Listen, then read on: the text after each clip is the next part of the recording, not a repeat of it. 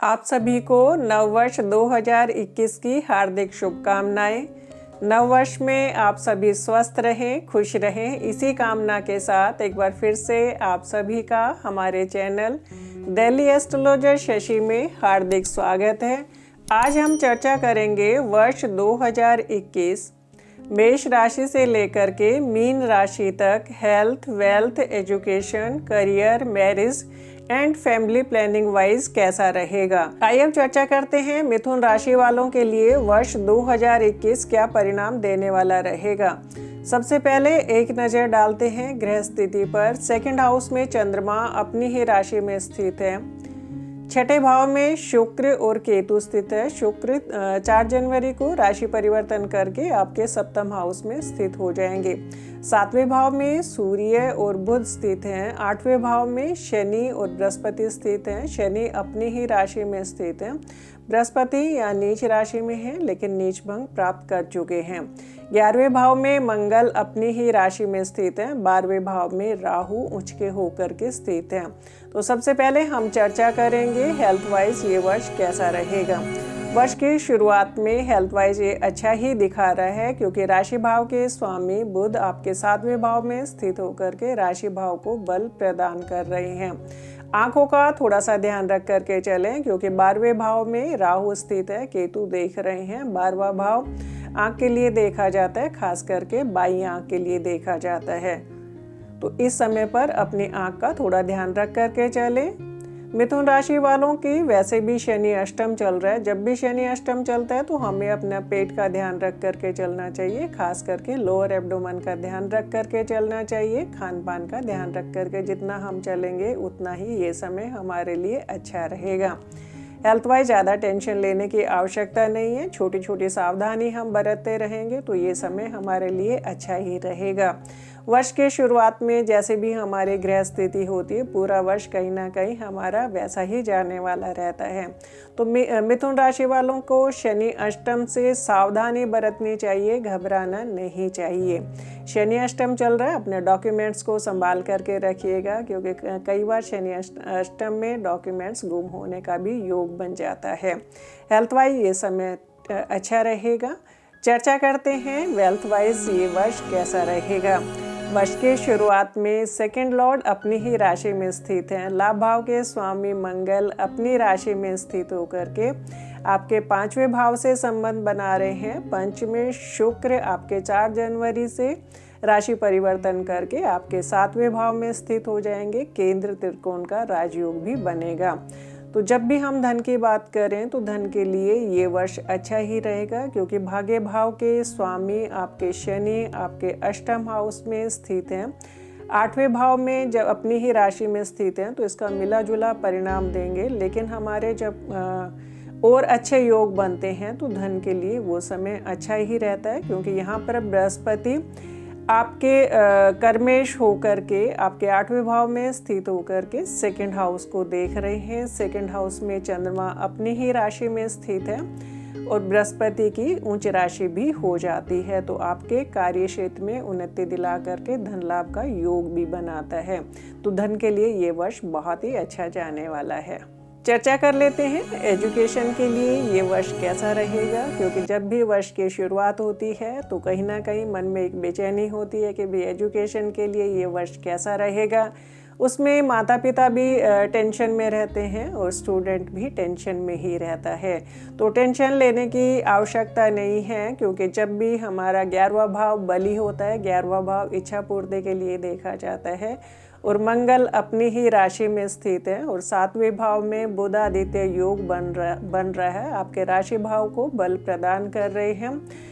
सूर्य यहाँ पर आपके प्राकर्मेश है। प्राकर्म भाव का भी आपके 7वें भाव से संबंध होकर के राशि भाव से संबंध हो जाता है। तो इस समय पर आप अपनी एजुकेशन प्राप्ति के लिए प्राकर्म भी करेंगे और इच्छा पूर्ति भी होगी, क्योंकि शुरुआत के हमें 3 दिन तो थोड़ा संभलना चाहिए। उसके बाद में आपके पंचमेश भी अच्छे ही भाव में स्थित हो जाएंगे। तो ये वर्ष एजुकेशन के लिए अच्छा रहेगा, क्योंकि बृहस्पति 5 सितंबर के बाद में रात्रि 12:22 यानी कि हम इसको 6 अप्रैल ले सकते हैं।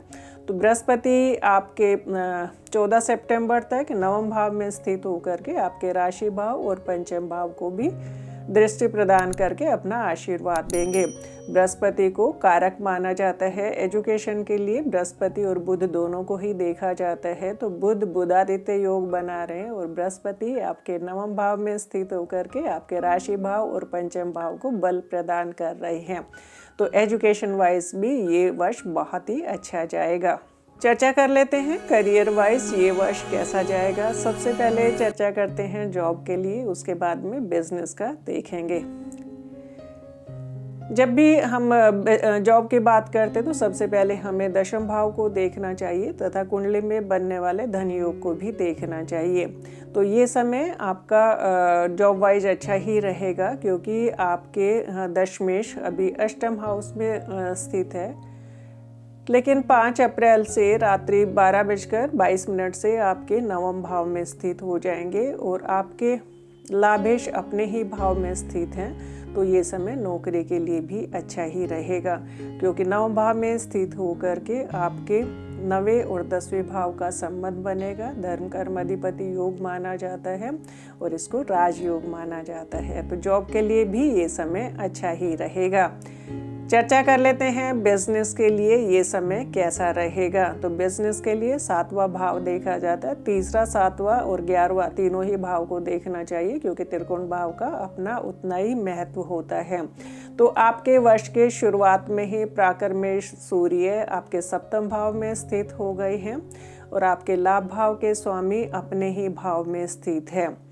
सप्तमेश बृहस्पति आपके अष्टम हाउस में स्थित है, तो 8वां भाव 7वें भाव से दूसरा भाव, हर भाव से दूसरा भाव उसका धन भाव होता है। तो ये समय आपके बिजनेस के लिए अच्छा रहेगा।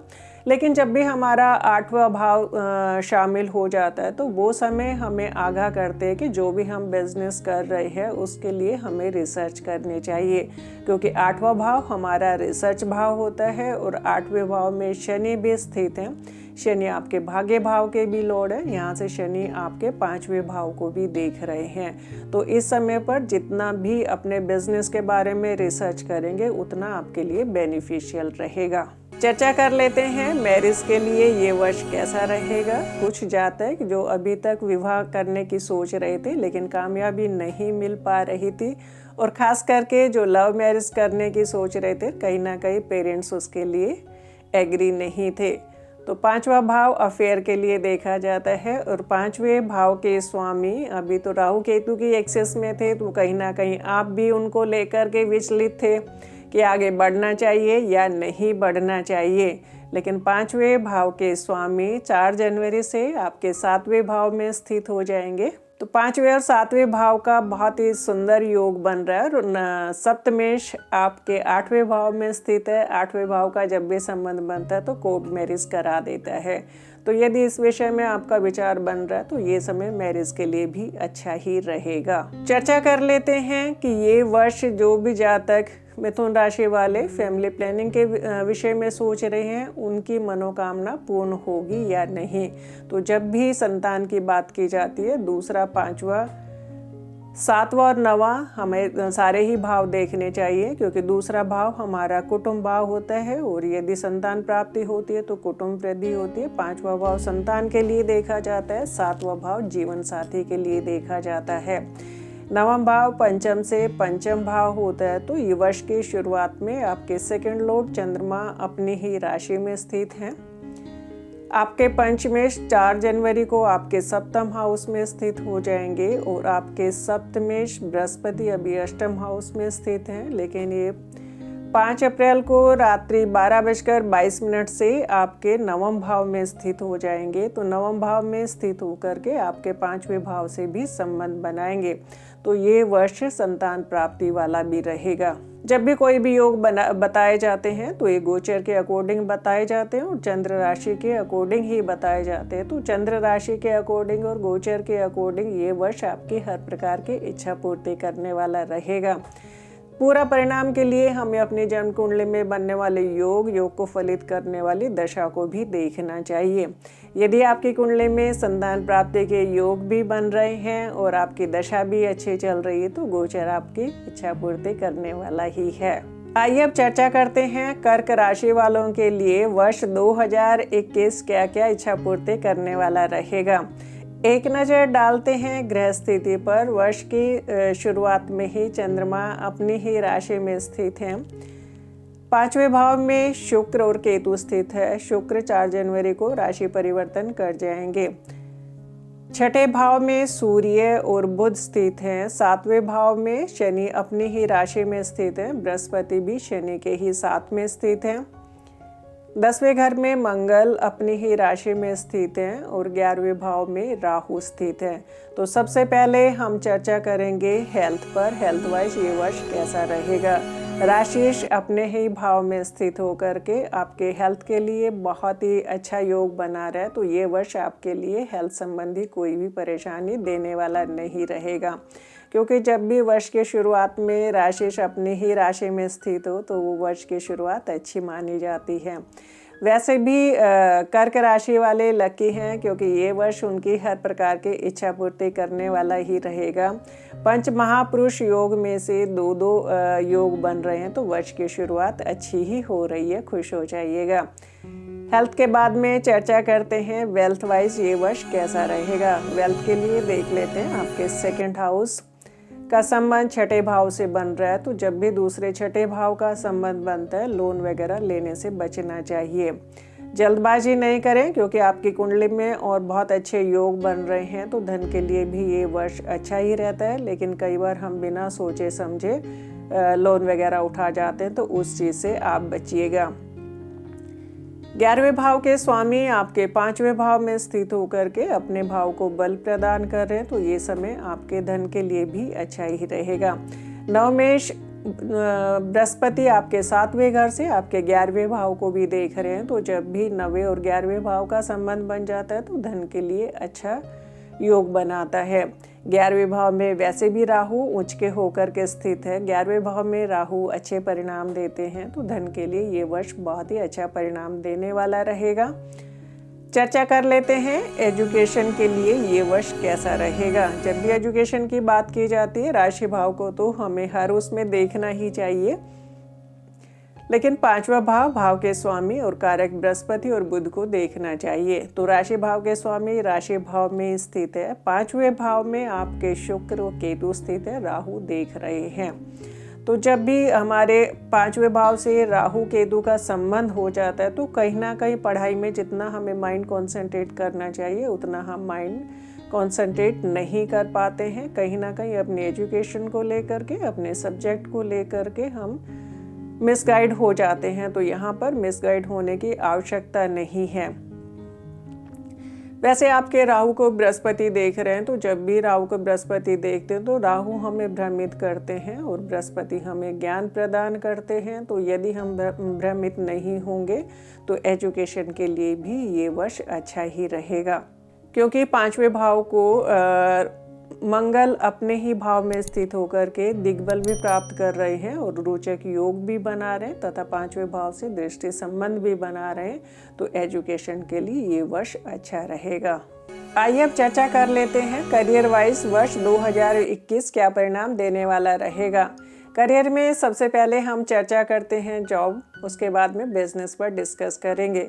मेष राशि वालों की वर्ष की शुरुआत ही रोचक योग से हो रही है। तो जब भी 10वें घर में रोचक योग बनता है, 10वें घर में मंगल को दिग्बल भी प्राप्त हो जाता है और मंगल निडरता देते हुए, कर्मठता देते हुए, निडरता देते हुए ये वर्ष मेष राशि वालों के लिए नौकरी प्राप्ति भी करवाएगा। और जिन जातकों की प्रमोशन अभी तक नहीं हो पाई थी तो ये वर्ष उनको प्रमोशन भी दिलाएगा, क्योंकि 11वें भाव में राहु उच्च के होकर के स्थित हैं। और जब भी राहु 11वें भाव में स्थित होते हैं तो ये प्रमोशन भी दिलाते हैं और अचानक धन लाभ के योग भी बनाते हैं। तो और जब भी जॉब की बात की जाती है तो हमें सभी भाव देखने चाहिए। भावत भावम की यदि हम बात करें तो भावत भावम 7वां भाव 10वें से 10वां हो जाता है। 10वें भाव में बृहस्पति और शनि स्थित है। शनि यहाँ पर शश योग भी बना रहे हैं। तो कर्क राशि वालों के लिए करियर वाइज ये वर्ष बहुत ही अच्छा जाने वाला है। जिन जातकों को अभी तक नौकरी नहीं मिल पाई थी उन जातकों को नौकरी प्राप्ति के भी योग बना रहा है और जिनके प्रमोशन यदि अभी तक ड्यू थी और कुछ ना कुछ रीजन निकल रहे थे और प्रमोशन नहीं मिल पा रही थी, तो उनके लिए ये वर्ष प्रमोशन वाइज भी अच्छा ही रहेगा।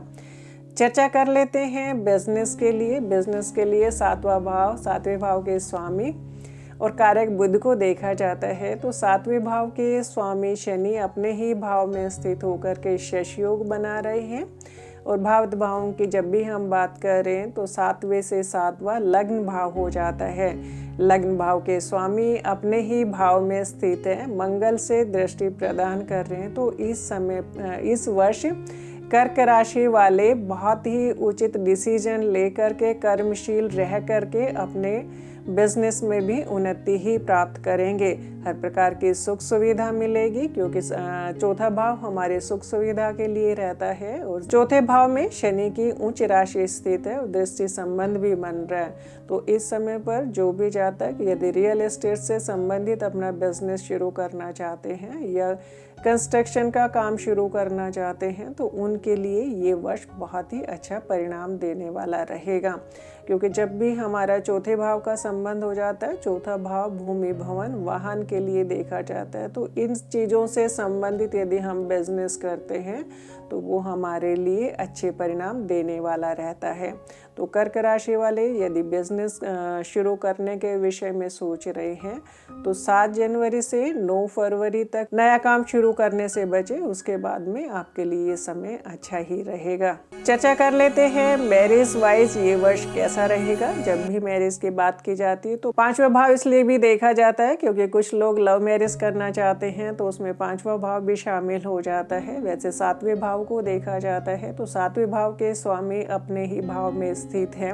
तो जिन भी जातकों की अभी तक मैरिज नहीं हुई तो ये वर्ष उनके मैरिज के लिए अच्छा रहेगा, क्योंकि आपके 7वें भाव में शनि अपने ही भाव में स्थित है और बृहस्पति जो कि आपके भाग्येश भी हैं और डबल गोचर भी, शनि और बृहस्पति का डबल गोचर भी मिल रहा है। तो ये वर्ष आपके शादी के लिए अच्छा रहेगा। जिन जातकों की शादी नहीं हुई है तो खुश हो जाइएगा, वर्ष 2021 आपको शादी का सुख भी देने वाला रहेगा और आपकी मनोकामना भी पूर्ण करने वाला रहेगा।